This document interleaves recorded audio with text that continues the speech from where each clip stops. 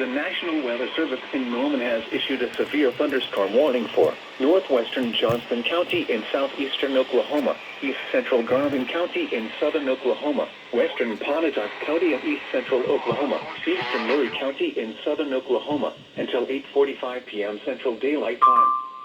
At 8:04 p.m. Central Daylight Time, severe thunderstorms were located along a line extending from 4 miles east of Lake of the Arba close to 3 miles south of Stratford, moving northeast at 25 miles an hour.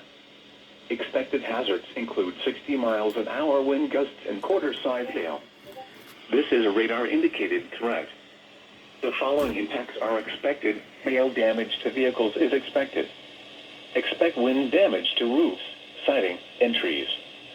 Locations impacted include Ada, Sulphur, Stratford, Rolfe, Fitzhugh, Doherty, Hickory, Scullin, Fitchtown, Van Nuys, and Lake of the Arbuckles. For your protection, move to an interior room on the lowest floor of a building.